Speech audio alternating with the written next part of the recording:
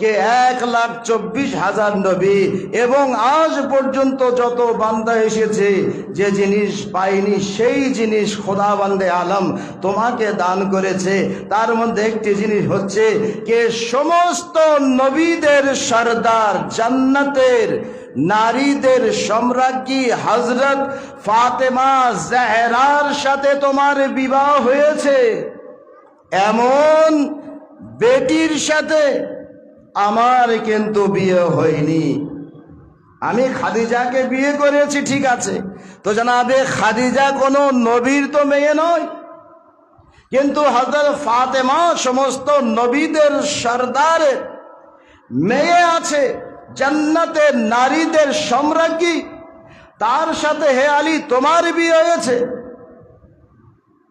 এবার রাসূলুল্লাহ শুধু এখানে থেমে যাননি, আল্লাহ রসুল বলছেন হে আলী দ্বিতীয় ফজিলাত শুনে নাও।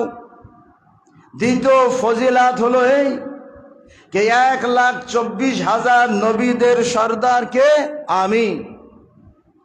অতএব তুমি যেমন শ্বশুর মহাশয় পেয়েছ, আমি রসুল আমি পাইনি।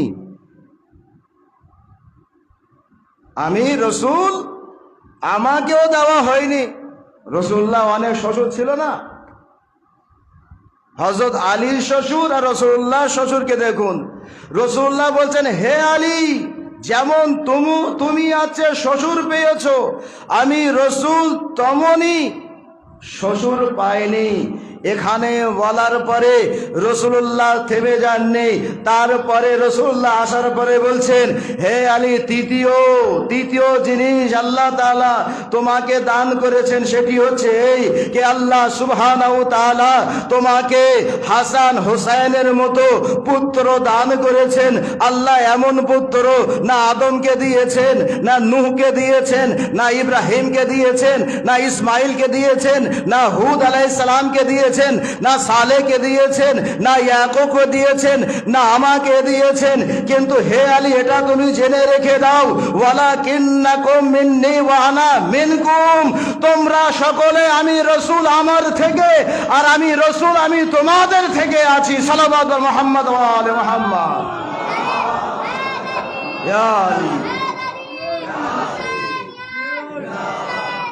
জিন্দাবাদ।